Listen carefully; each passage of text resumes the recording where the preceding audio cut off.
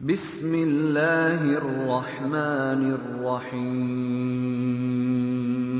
Welcome back خواتین و حضرات، یہ بہت اہم پارٹ ہے جس میں بہت ہی اہم ایشو کو ہم ڈسکس کرنے جا رہے ہیں، وہ ہے ذاتی انا اور ریاکاری۔ چونکہ فتنوں کا دور ہے، فتنوں کے دور میں شیطان ہمارے اوپر سے، نیچے سے، دائیں سے، بائیں سے، ہر طرح سے ہمیں وسوسوں میں ڈال رہا ہے۔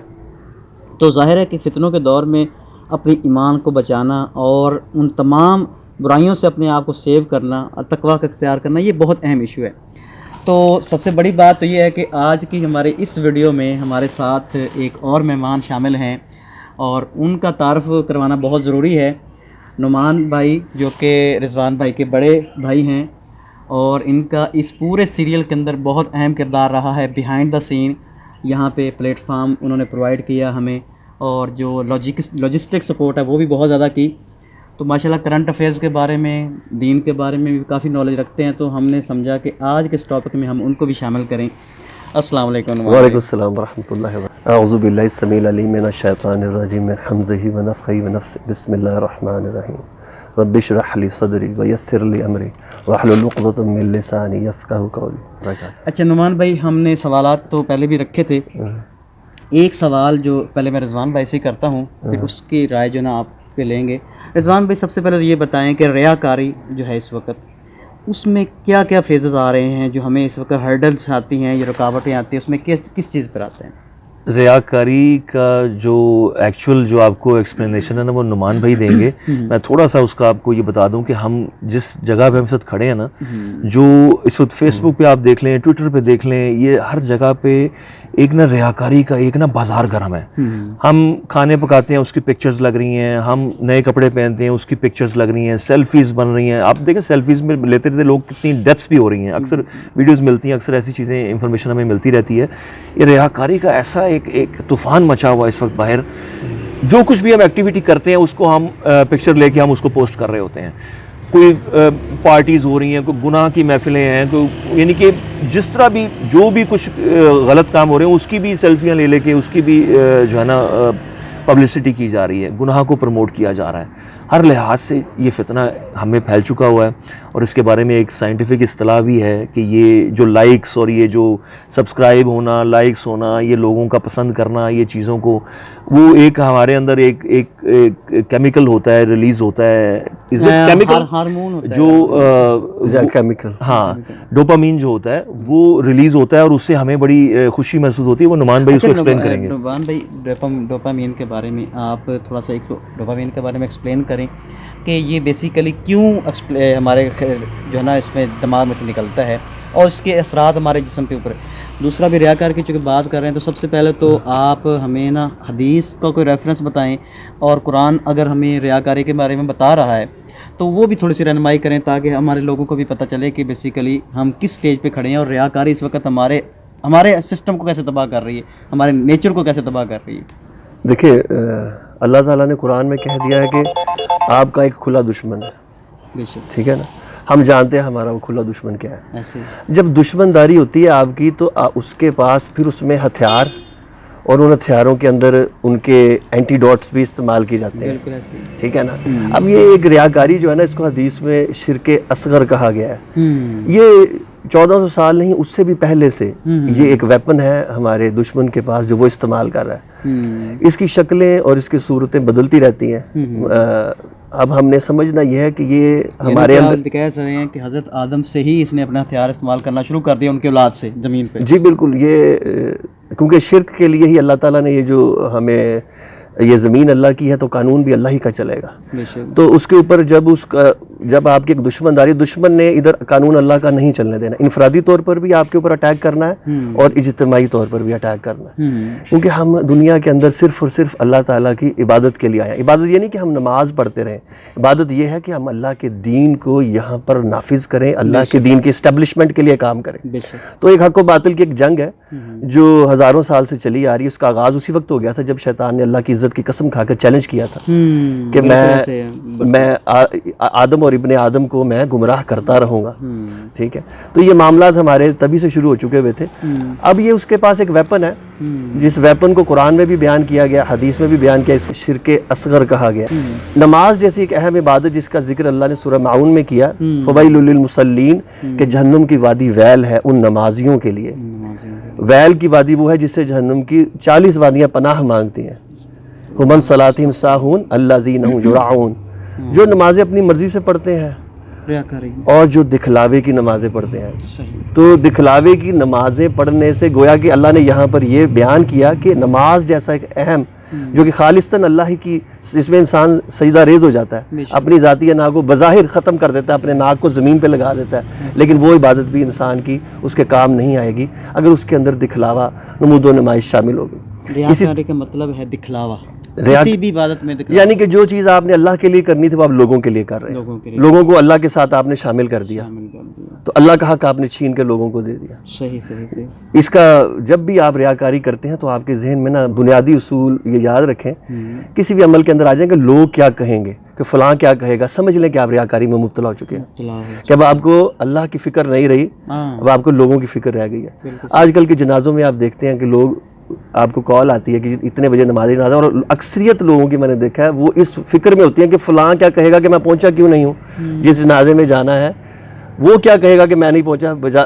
حالانکہ ہمیں یہ سمجھنا چاہیے کہ ہم جنازے میں جا رہے ہیں, ہم ایک قرات ثواب لینے کے لیے جا رہے ہیں, یا ہم اس کا حق ادا کرنے کے لیے جا رہے ہیں. ٹھیک ہے نا. تو یہ مختلف چیزیں ہیں ہمارے اندر جو کہ وقت کے ساتھ ساتھ شیطان نے اس کے اندر پینیٹریٹ کیا ہے. اور یہ اللہ کے نبی علیہ الصلوۃ والسلام نے بتایا ہمیں کہ جہنم کی آگ جو ہے نا, یہ ایک عالم سے, ایک شہید سے اور ایک سخی سے سلگائی جائے گی. یہ کسی یہودی سے یا کسی کافر سے نہیں سلگائی جانی.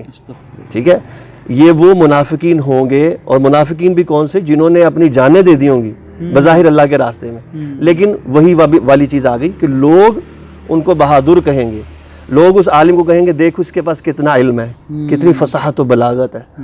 ٹھیک ہے, اس لیے جو علماء حضرات ہیں, جو ہمارے جو یہ سخی حضرات ہیں, جو شہید ہیں, ان کو اپنے بارے میں اور ہمیں بھی اپنے بارے میں بالخصوص یہ سوچنا چاہیے کہ ہم اگر کوئی کام کر رہے ہیں تو اس میں خالصتاً ہمیں اللہ ہی کی رضا مطلوب ہے. اقبال نے کیا کہا, شہادت ہے مطلوب و مقصود و مومن, نہ مال غنیمت نہ کیشور کشائی. ٹھیک ہے, تو اقبال اس فلسفے کو سمجھ گیا تھا, اور ہمیں بھی آج اس فلسفے کو سمجھنے کی ضرورت ہے. لیکن آج کے دور میں اس نے اپنی شکلیں بدل لی ہیں. ویپنز تو وہی ہیں, شیطان کے پاس آپ دیکھیں کوئی نئی ویپنری نہیں ہے اس کے پاس ویپنز وہی ہیں, لیکن جیسے ماڈرن ایج آ گئی ہے اس کی ٹیکنیکس بدل گئی ہیں. جیسے رضوان میں نے ایکسپلین کیا, ہمارے پاس فیس بک ہے, ہمارے پاس کھانے ہیں, ہمارے پاس گاڑیاں ہیں, ہمارے پاس یہ سب سے بڑا یہ موبائل فون ہے. آج کل کے بچے دیکھیں, آپ کو آئی فون 10, آئی فون 11 کیوں چاہیے ان کو, because just they want to show it off. ٹھیک ہے, ان کی ضرورت تو نہیں ہے, ضرورت سے ایکسیڈ آپ جو بھی کریں گے وہ فضول خرچی کے زمرے میں آئے گا. اور جب آپ فضول خرچی کریں گے تو اس کا سائیڈ ایفیکٹ کسی روحانی بیماری کی شکل میں آئے گا. جب آپ فضول خرچی کر رہے ہیں تو آپ شیطان کے بھائی بن گئے ہیں. جب شیطان کے بھائی بن گئے ہیں تو پھر اب اس کا ایک ریسیپروکیٹ کرے گا. جو پیسہ آپ نے خرچ کر دیا ہے وہ پیسہ اب ساتھ میں روحانی بیماری لے کے آئے گا. ٹھیک ہے, وہ ریاکاری کی شکل میں آئے گی. ٹھیک ہے, اب ہم یہ سمجھتے ہیں کہ ہم یا یہ موبائل فون اس سے کیا ریاکاری ہے. بھئی دین کا کوئی بھی معاملہ آپ دنیا میں کس لیے آئے, وما خلقت الجن والانس الا لیعبدون. اللہ نے 24/7 آپ کو اپنی غلامی کے لیے پیدا کیا. یہ آپ کے معاملات ہیں. ٹھیک ہے, ایک آپ کے حقوق اللہ ہیں. آپ سمجھتے ہیں کہ شاید ریاکاری حقوق اللہ میں ہی ہے, یہ معاملات بھی اصل میں حقوق اللہ ہی ہیں. ٹھیک ہے, آپ کی معیشت ہے, آپ کی معاشرت ہے, آپ کے معاملات ہیں, آپ کے حقوق العباد ہیں, آپ کے حقوق اللہ ہیں. یہ ساری کی ساری مل کر آپ کی عبادات بنتی ہیں. ٹھیک ہے, اب اس میں کسی بھی معاملے میں آپ ریاکاری کرنے لگ جائیں گے. ٹھیک ہے, شادیوں لے لیں, شادیوں میں جیسے فضول خرچی کہ لوگ کیا کہیں گے. ٹھیک ہے, آپ کے مختلف رسوم و رواج ہیں جس میں لوگ آ جاتے ہیں, تو اس کا مطلب ہے آپ کا سسٹم کرپٹ ہو گیا. آپ کا سسٹم وہ ڈوپامین لینے لگ گیا ہے, اور اس سسٹم نے ڈوپامین بیسیکلی ایک کیمیکل ہے جو آپ کو وقتی طور پر کچھ عرصے کے لیے سیٹسفیکشن دیتی ہے. اور اس کا سائیڈ ایفیکٹ کیا ہوتا ہے, جب آپ اس کو لانگر ٹرم یوز کرتے ہیں تو انسان سیلفش بن جاتا ہے. ٹھیک ہے, اب بچے آپ دیکھ لیں جتنی یہ وہ گیمز کھیل رہے ہیں, وہ گیمز ہر گیم انہوں نے ڈیزائن اس طرح سے کیا ہے. اب یہودیوں کا بچہ 6 سال تک اس کو ٹیکنالوجی کے نزدیک میں نہیں جانے دیا جاتا. اس ساری ٹیکنالوجی کی بانی کون ہے؟ یہ وہی ہیں, لیکن وہ استعمال ہم پہ کر رہے ہیں. ٹھیک ہے نا. اب اسٹیو جابز نے کہا کہ میں نے اپنے بچوں کو اس سے دور رکھا ٹیکنالوجی سے, جس نے پوری دنیا کو ایپل دیا. تو وہ لوگ کہاں پر جا رہے ہیں اور ہم کہاں پر جا رہے ہیں؟ ایک بھیڑ چال ہے اور اس میں ہم چلے جا رہے ہیں, اور ہم یہ بھی نہیں سوچتے کہ ہمارا مقصد کیا ہے. ہم نے اگر نیا فون لینا, آئی فون 10 ہے, آبسلیٹ ہو گیا ہے, 11 آ گیا ہے, اس کے بعد 12 آ جائے گا. یہ بھیڑ چال ابھی سے نہیں ہے, یہ ونڈوز 95 کے زمانے سے چلی آ رہی ہے. ٹھیک ہے, ایک ان کا سافٹ ویئر دیکھیں اور ہارڈ ویئر, انہوں نے اس کی جو ہے نا وہ سلولی اس کو اپڈیٹ کرتے ہیں, اور ساتھ میں ہارڈ ویئر کو بھی, پھر سافٹ ویئر کو بھی, پھر ہارڈ ویئر کو بھی. یہی چیز جب اس ٹیکنالوجی میں آ گئی ہے تو اس کو وہ ساتھ ساتھ ہمیں مجبور کر رہے ہیں کہ ہم لوگوں کو شو آف کرنے کے لیے, دکھلاوے کے لیے ہم اپنے موبائل کو, اپنی چیزوں کو اپڈیٹ کرتے رہیں. ٹھیک ہے, اس میں اگر تو ہماری ضرورت ہے پھر تو ٹھیک ہے, لیکن اب یہ ایک بڑی باریک سی بارڈر لائن ہے, ضرورت ٹھیک ہے اور فضول خرچی. اس کے درمیان میں آپ نے خود فیصلہ کرنا ہے. یہ اللہ نے اختیار آپ کو دیا ہے. یہ مین ٹو مین ویری کرتا ہے. ہو سکتا ہے ایک بندے کی ضرورت ہو آئی فون 10, لیکن ایک بچے کی ضرورت نہیں ہے, لیکن اس نے صرف شو آف کرنے کے لیے لیا ہے. جب بچپن سے ہی ہم اس کو اس کرپشن میں ڈال دیں گے, جو اخلاقی کرپشن ہے, معاملات میں کرپشن ہے, اس کا سسٹم کرپٹ ہو گیا, تو اس بچے سے پھر ہم توقع کیسے رکھیں گے کہ وہ ہمیں خیر کی امید, جب وہ ہم اس کو خود سیلفش بنا رہے ہیں. ٹھیک ہے, ہم اس کو خود غرضی اس کے اندر امپلانٹ کر رہے ہیں. اپنے اندر لگا ہوا ہے, اس کو کوئی نہیں, ماں باپ کی نہیں ہے, کوئی مہمان آتا اس کو نہیں پتہ چلتا, وہ بیٹھے ہیں.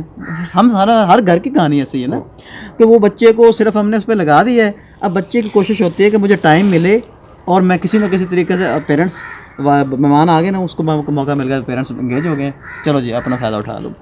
تو اس کا مطلب ہے کہ یہ زہر آہستہ آہستہ ہمارے اندر شامل کیا جا رہا ہے. زہر اس حد تک آ گیا ہے کہ اب ہم اس کرونیکل ڈیزیز کے اندر مبتلا ہو گئے ہیں. اب ایک سرجیکل آپریشن کی ضرورت ہے. سرجیکل آپریشن, ٹھیک ہے نا, کیونکہ یہ ریاکاری, اب ہر بندہ, جب میں خود بھی اپنے گریبان میں اگر جھانکتا ہوں تو بہت سے ایسے معاملات ہیں, میں یہ کہتا ہوں یہ بہت مشکل ہو جائے گا میرے لیے کرنا. بالکل ٹھیک ہے, کہ کیونکہ معاشرے کے اندر ہم اس بھیڑ چال کے اندر, اسی لیے حضور نے فرمایا تھا صلی اللہ علیہ وسلم کہ جو فتنوں سے بچے گا وہ پہاڑ پر بکریاں لے کے اس زمانے میں چلا جائے گا. اب آپ سمجھیں اس حدیث کو کہ ہم جب پہاڑ پر ٹیکنالوجی سے دور گئے. ٹیکنالوجی کیوں, کیونکہ یہ ٹیکنالوجی اس سے ہمیں آپ یہ دیکھیں کہ جب سے یہ ونڈوز 95 آئی ہے, گرافیکل یوزر انٹرفیس آیا ہے, اس نے ایک ریمارکیبل تبدیلیاں پچھلے 25 سالوں کے اندر دنیا کے اندر کی ہیں. اور ان 25 سالوں میں دیکھیں طلاق کا رجحان دیکھیں, اخلاقی کرپشن کا رجحان دیکھیں. ٹھیک ہے, پہلے مہمان اگر کسی کے گھر چلے جاتے تو 7 دن قیام کرتے تھے. ٹھیک ہے, اس میں اخلاص ہوتا تھا. اس نے جب یہ ٹیکنالوجی, یہ سب سے پہلے آپ کے اندر اخلاص کو نکالا ہے. سب سے پہلے اخلاص کی اپوزٹ کیا ہے؟ ریاکاری. اس کا مطلب اخلاص نکلا ہے تو آپ کے اندر کیا آیا ہے؟ ریاکاری آئی ہے. لیکن حضور نے فرمایا یہ شرک خفی ہے, یہ اس باریک طریقے سے آپ کے اندر آتا ہے کہ آپ کو اس کا ادراک نہیں ہوتا. جیسے کالی سیاہ رات میں کالا سیاہ پتھر, اس کے اندر کالی سیاہ چونٹی رینگتی ہے, اس قدر باریک طریقے سے یہ شرک خفی آپ کے اندر داخل ہوتا ہے. تو حضرت ابوبکر صدیق گھبرا اٹھے. حضرت ابوبکر صدیق گھبرانا کا مطلب ہے پوری امت گھبرا گئی. ایسے ہی ٹھیک ہے, ان سے آگے ہم کس کو پیش کر سکتے ہیں اللہ کے آگے اس امت کے اندر؟ ٹھیک ہے نا. تو جب حضرت ابوبکر صدیق کا گھبرا اٹھنا ہے حدیث کے اندر, تو اس کا مطلب ہے یہ ایک بہت بڑا فتنہ ہے جس کو حضور ڈیفائن کر رہے ہیں صلی اللہ علیہ وآلہ وسلم. تو پھر اس کا انہوں نے اینٹی ڈوٹ بھی بتایا کہ حضور نے فرمایا آپ یہ دعا پڑھا کریں, اللہم انی اعوذ بک ان اشرک بک وانا اعلم واستغفرک لما لا اعلم. کیونکہ آپ کے دشمن نے باز نہیں آنا, بالکل ایسے, اور آپ نے اس دعا پڑھنے سے باز نہیں آنا. تو یہ حق و باطل کا ایک مارکا ہمارے مرتے دم تک لگا رہے گا, کیونکہ جس نے بھی حق بات بیان کرنی ہے اس کا واسطہ اس ریاکاری سے پڑے گا, چاہے وہ ظاہری طور پہ ہو چاہے وہ لاشعوری طور پہ ہو. کیونکہ ریاکاری 2 طرح سے آئے گی نا. پہلے یہ آئے گی لاشعوری طور پر آپ کے اندر باریک, جیسے یہ اس حدیث سے میں نے بتایا آپ کو کہ یہ باریک چونٹی کی طرح رینگتی ہوئی آپ کے اندر سرایت کرے گی, اور پھر یہ اپنی جڑیں بنا لے گی. ٹھیک ہے, جب یہ جڑیں بنا لے گی پھر آہستہ آہستہ لاشعوری سے شعور کے لیول پر یہ اس کا ظہور ہوگا. ٹھیک ہے, جب ظہور, پھر اس وقت آپ اس قدر کرونیکل ڈیزیز میں پھنس چکے ہوں گے, پھر آپ کا نکلنا شاید اتنا آسان نہ ہو. اس لیے پہلے سے اس کا تدارک کرنا ضروری ہے. اور جن فتنوں میں ہم مبتلا ہو چکے ہیں, آہستہ آہستہ ہمیں اس کا حل کیا ہے, سمپلسٹی کی طرف جائیں. جو ضرورت ہے ہماری, ہم ضرورت پہ رہیں, آسائشوں کو ترک کر دیں. اگر ہم یہ واقعی سمجھنے لگ گئے ہیں کہ ہم دور فتن میں داخل ہو چکے ہیں, یہ ہر آسائشیں چھوڑنی پڑیں گی. اور اگر نہیں بھی داخل ہوئے دور فتن میں, اگر آپ کوئی بھی بندہ یہ سمجھتا ہے نہیں بھی ہوا, پھر بھی یہ بہت بڑا فتنہ فتنہ ہے جو آپ کو ریاکاری میں ایونچولی شرک کی طرف لے جائے گا، اور شرک کی معافی نہیں ہے، ٹھیک ہے. کیونکہ اللہ تعالیٰ نے جب قرآن میں یہ کہہ دیا ہے کہ آپ وہ نمازی ان کو ویل کی وادی جہنم میں پھینکا جائے گا جو اپنی مرضی سے نمازیں پڑھتے ہیں یا جو دکھلاوے کی نمازیں پڑھتے ہیں، ٹھیک ہے. اس لیے ان کا کوئی بھی عمل قابل قبول نہیں ہوگا. بے شک. اچھا رضوان بھائی، ابھی آپریشن کی بات کی تھی نعمان بھائی نے. ہم چونکہ پریکٹیکلی سوشل میڈیا پہ ایکٹیو ہو چکے ہیں، اور وہی بات ہے کہ یہ تعریف کے جو ہمارے کمنٹس آتے ہیں، میں نے اس لیے کہا کہ مجھے جو تنقید ہوتی ہے نا اس کا زیادہ اچھا لگتا ہے مجھے. اچھا، یہ کمنٹس جو ہے نا یہ ہمیں کتنا زیادہ پھنسا رہے ہیں. آپریشن کیا کرنا ہے ہم نے؟ نہیں دیکھیں، کامنٹس میں جو لوگ تعریف کرتے ہیں وہ تو دل سے کرتے ہیں، ان کا شکریہ، اللہ تعالیٰ ان کو جزائے خیر دے. لیکن جو تنقید ہوتی ہے نا، تنقید اگر پازیٹیو سینس میں کی جا رہی ہوتی ہے نا، جس کا کوئی فائدہ ہوتا ہے، جس تنقید کا جو کہ واقعی سالڈ گراؤنڈ پہ ہوتی ہے، اس تنقید کا فائدہ ہوتا ہے، بہت فائدہ ہوتا ہے. پھر انسان اس میں موٹیویشن ملتی ہے، پھر آپ اپنے کام میں اور زیادہ جٹ جاتے ہیں، آپ اور اچھے طریقے سے ڈگ کرتے ہیں معاملات کو، اور اچھے طریقے سے معاملات کو ڈھونڈتے ہیں، اس میں ہیلپ مل جاتی ہے. لیکن بات وہی ہے کہ معاملات بہت خطرناک ہیں، اینڈ آف ٹائمز ہے، فتنوں کا دور ہے. تو فتنوں کے دور سے صرف اللہ تعالیٰ آپ کو بچا سکتے ہیں. یہ دعائیں جو ہیں نا، یہ دعائیں بڑی امپورٹنٹ ہیں. یہ جو نعمان بھائی نے دعا بتائی ہے نا، یہ صبح فجر کی نماز کے بعد آپ 3 مرتبہ پڑھیں، اور شام کو مغرب کی نماز کے بعد 3 بار پڑھیں. یہ پروٹیکشن ہوتی ہے. بہت سی دعائیں احادیث میں ہمیں ایسی ملتی ہیں جو کہ صبح فجر سے لے کے مغرب تک پروٹیکشن ہے، اور مغرب سے لے کے صبح پھر فجر تک پروٹیکشن ہے. یہ اللہ تعالیٰ کا نا ایک خاص نظام ہے. یہ ہمیں جو دعائیں دی ہوئی نا، ان کا تعلق ہے ہماری باڈی کے ساتھ. جس طرح ہم جاتے ہیں نا، باتھ روم میں جاتے ہیں، اللہم انی اعوذ بک من الخبث والخبائث، ہم دعا پڑھتے ہیں. یہ تو صرف زبان سے ادا کر دی، اس کا ایک اثر بھی ہے. بالکل پروٹیکشن میں آ جاتا ہے. جی، وہ کیا پروٹیکشن ہے؟ یہ اللہ تعالیٰ کا ایک نظام ہے. ہماری باڈی کنیکٹڈ ہے ان دعاؤں کے ساتھ، ان اذکار کے ساتھ. آپ نے کیا دیکھا جب قرآن میں نبیوں کی دعائیں جب ہمیں پتہ چلتی ہیں، ان دعاؤں کے فوراً بعد ریئیکشن ہوتا ہے. حضرت ایوب علیہ السلام کی دعا ہے، پھر حضرت یونس علیہ السلام کی دعا ہے، حضرت موسیٰ علیہ السلام کی دعائیں ہیں. ان کا فوراً ریئیکشن بھی اللہ تعالیٰ نے بتاتے ہیں قرآن میں، کہ اس کے بعد پھر اللہ تعالیٰ ان کو یہ عنایت فرما دیتے ہیں، اس کے بعد پھر اللہ یہ عنایت فرما دیتے ہیں. اصحاب کہف کی دعا ہے جو غار میں جانے کے بعد وہ پڑھتے ہیں، اس کے بعد اللہ کی پروٹیکشن ان کو آتی ہے. جو اصحاب کہف کی جو 10ویں آیت ہے نا سورہ کہف کی، انشاءاللہ تعالیٰ ہم آئیں گے، یہ یاجوج ماجوج کی جب ٹاپک پہ ہم آئیں گے، وہ بڑا انٹرسٹنگ ٹاپک ہے. انٹرسٹنگ ان اے سینس ابھی ہم کہہ سکتے ہیں انٹرسٹنگ، جب وہ آئیں گے وہ تو بڑا خوفناک پیریڈ ہے. ایون کہ حضرت عیسیٰ علیہ السلام کو کوہ طور پہ جانا پڑے گا، سب اپنے فالوورز کو، سب بلیورز کو، سب مسلمز کو لے کر، اور آپ کو پتا پوری دنیا اس سے مسلمان ہو جائے گی. کوہ طور پر پوری دنیا کا پناہ لینا، what does it tell you? کیا پوری دنیا کوہ طور پہ پہاڑ پہ آ سکتی ہے؟ نہیں آ سکتی. تو ذہن بھی تو یوز کرے نا. دیکھیں، اس چیز کو سمجھنا بڑا ضروری ہے. ہمارا المیہ کیا ہے؟ ہمارا المیہ یہ ہے کہ ہمیں دین بیچارے وہ لوگ سکھا رہے ہیں، یا ہم ان بیچاروں سے دین سیکھ رہے ہیں جو کہ خود جن کی ایکسس نہیں ہے سائنٹیفکلی معاملات کے اوپر پوری طرح. چلیں وہ لمحات وہ انشاءاللہ اس کو ڈیٹیل میں ہم بعد میں ان پہ فنگر اس سینس میں نہیں کر رہا کہ نعوذ باللہ وہ گنہگار ہیں. نہیں، دیکھیں، ایک انسان کی ایکسس ہی نہ ہو سائنٹیفک باتوں کے اوپر تو اس کو آپ بلیم نہیں کر سکتے ہیں. یہ ہمارا کام ہے کہ ہم نے تدبر کرنا ہے، ہم نے خود ڈھونڈنا ہے، ہم نے خود جانا ہے. جب ہم بیمار ہوتے ہیں ڈاکٹر کے پاس، ہم اچھے سے اچھے ڈاکٹر کو ڈھونڈ کے ہم خود جاتے ہیں نا. ہم دوائی لینے ہم کسی ریسٹورنٹ پہ تو نہیں جاتے، ٹھیک ہے، بڑے سے بڑے 5 اسٹار ریسٹورنٹ پہ تو نہیں چلے جاتے. ہم اگر بیمار ہیں ہم ڈاکٹر کے پاس ہی جائیں گے نا. اور ڈاکٹر میں بھی ہم ڈھونڈیں گے کون سے اسپیشلسٹ ہوتے ہیں نا، کوئی گلے کا ہے، کوئی پیٹ کا ہے، کوئی دل کا ہے، کوئی کچھ ہے، ڈفرینٹ اسپیشلسٹ ہیں. اسی طرح قرآن کے اندر ڈفرینٹ ٹاپکس پر بات ہو رہی ہے. آپ کو وہ اسپیشلسٹ ڈھونڈنے ہیں جن کی ریسرچ ہے ان کے اوپر. اب مجھے یہ بتائیں، یہ حدیث بڑی اوتھینٹک حدیث ہے. حضرت عیسیٰ علیہ السلام، پہلے تو ہمیں پتہ چلے گا کہ حضرت عیسیٰ علیہ السلام پوری دنیا پر اسلام نافذ کر دیں گے. ایک یہودی کو قتل کر دیں گے، سارے عیسائی جو ہیں وہ اسلام قبول کر لیں گے. حدیث کے الفاظ ہیں، اوتھینٹک حدیث ہیں. میں چاہ رہا ہوں کہ ہم اس پہ پوری ڈیٹیل سے ڈسکس کریں. چلیے، ریاکاری کا ٹاپک ہے نا بیسیکلی. اچھا، ریاکاری کے ٹاپک پہ ہم رہتے ہیں نا ذرا، پھر وہ لمبی ڈیٹیل میں وہ بریک لگانی مشکل ہو جاتی ہے. تو اچھا نعمان بھائی، اب آپ نے ابھی بتایا ہماری جنریشن کو، پیرنٹس کے لیے میسج کیا ہونا چاہیے کہ ہم اس موبائل کی لعنت سے اپنے بچوں کو کیسے نکالیں؟ کیونکہ اب مجبوری ہے نا. اب انہوں نے آن لائن دیکھیں کہ یہ بھی تو فتنہ ہے نا کہ انہوں نے بڑے سسٹمیٹک انداز کے ساتھ کرونا کے نام سے لوگوں کو باؤنڈ کر دیا ڈیجیٹل سائز پہ, اسکول بند کروا دیے, آن لائن کلاسیں شروع کروا دی. اب بچوں کے پاس بہانا جی ہم کلاس کہاں سے لیں جی, ہمیں موبائل چاہیے یا لیپ ٹاپ چاہیے. اب انہوں نے آن لائن تو کلاس لینی ہے, لیکن اس کے ساتھ ہی ظاہر ہے کہ بچوں کو وہ سامنے اٹریکٹیو چیزیں جو ہیں فتنہ کی شکل میں موجود ہیں, تو پیرنٹس کیسے کنٹرول کریں ان بچوں کو؟ ہمارے آپ کے سب کے بچے تقریباً ایک جتنے ہی ہیں. یہ تو اب ماؤں کے اوپر بڑی ذمہ داری آ گئی ہے, بہت بڑی ذمہ داری آ گئی. جو فادر ہیں وہ تو اپنے کام کاج پہ جائیں گے, پیچھے ذمہ داری ساری ماں کے اوپر آ جائے گی. اور اس کے اندر اس کو میں نے کہا یہ بڑی باریک سی بارڈر لائن ہے, آپ کی ضرورت اور ضرورت سے بڑھ کر آسائش. بالکل ٹھیک ہے. سب سے پہلے تو یہ تو ایک بہت بڑا فتنہ ہے نا, اس کو آپ پہلے تو گراس روٹ لیول سے شروع کریں نا. جیسے نبی علیہ الصلوۃ والسلام نے فرمایا اس کا اینٹی ڈوٹ کیا ہے. اب ہم گھر کے اندر اگر ایک فرض نماز پڑھتے ہیں اور مسجد میں پڑھتے ہیں تو 27 گنا زیادہ ثواب ملتا ہے.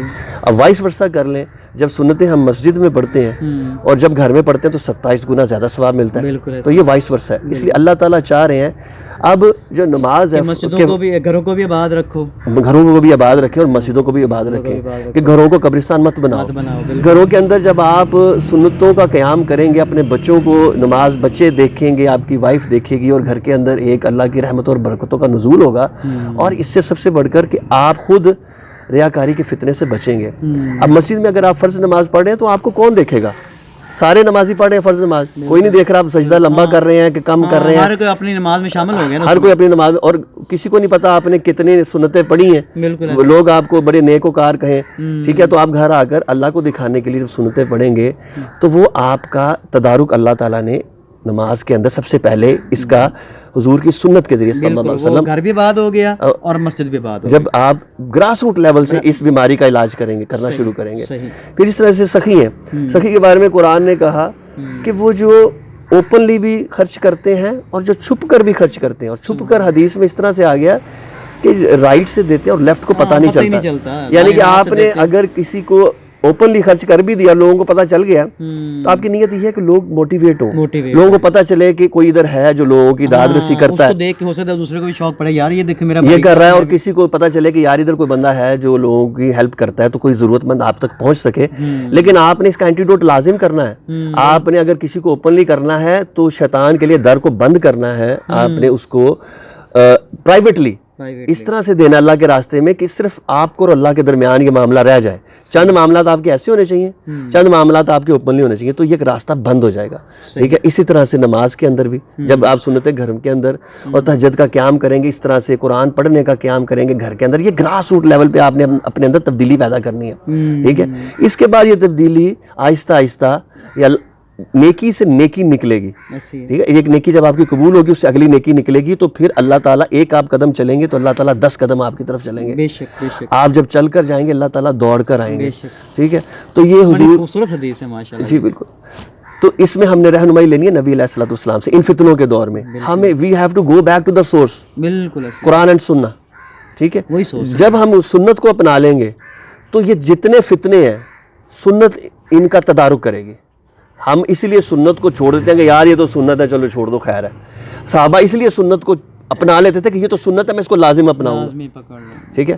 تو ہمارے اندر وہ صحابہ, اللہ نے قرآن میں کہا مجھے ایمان وہ مطلوب ہے جو صحابہ کا ایمان, صحابہ جیسا ایمان چاہیے. وہ ایمان تو اب اللہ نے جب قرآن کے اندر ایک چیز کو اتار دیا, قیامت تک کے آنے والے مسلمانوں کو اس کے اوپر اس جو ہے نا بینچ مارک کے اوپر اللہ تعالیٰ نے باؤنڈ کر دیا ہے کہ this is your benchmark. ٹھیک ہے. اب you have to strive for it. اب آپ نے اس کے لیے کوشش کرنی ہے. تو ہم جب صحابہ کو دیکھیں گے تو وہ سنت سے بہت پیار کرتے تھے, اور ہم اپنے آپ کو دیکھیں گے ہم سنت کو چھوڑ دیتے ہیں. ہم اس پہ فتوی لے, یار سنت ہی ہے نا, اور پھر سنت موقدہ ہے یا غیر موقدہ ہے, ہم اس کو بالکل ہی جو ہے نا اگنور ہی کر دیا آپ نے. ٹھیک ہے. تو اس لیے ان سنتوں کو اپنانا, ہر چیز میں سنت کو اپنانا, کھانے پینے میں, لباس کے اندر بھی آپ کی باؤنڈریز ڈیفائن کر دی ہیں کہ آپ لباس ہر طرح کا پہن سکتے ہیں, لیکن یہ 6 کیٹیگریز ہیں. اسی سنتوں سے جیسے ابھی آپ بتا رہے ہیں تو وہ حدیث کا مفہوم مجھے یاد آ گیا. فرمایا کہ جب فتنوں کا دور ہوگا, جو میری ایک سنت کو زندہ کرے گا 100 شہیدوں کا ثواب پائے گا. تو کتنا بڑا اللہ کے نبی نے ہمارے سامنے ایک انعام بھی رکھ دیا. اس کی وجہ پتہ کیا ہے؟ فتنوں کے دور میں 100 شہیدوں کا ثواب کیوں ملے گا؟ کیونکہ اس وقت شہید کس کو کہتے ہیں؟ جو اللہ کے دین کی اسٹیبلشمنٹ کرتا ہے. بالکل ایسے ہی. ٹھیک ہے, شہید کس کو کہتے ہیں؟ جو اللہ کے دین کو اسٹیبلش کرتا ہے. اور فتنوں کے دور میں جو ایک سنت کو زندہ کرے گا, سنت کے زندہ کرنے سے کیا ہوگا؟ اللہ کے دین کو مضبوط. دین کی اسٹیبلشمنٹ کس کے خلاف ہوتی ہے؟ باطل کے نظام کے خلاف. بالکل ایسے. تو باطل کا نظام کون رن کر رہا ہے؟ ابلیس کر رہا ہے. ٹھیک ہے, اس کا تو کا پتہ دجال.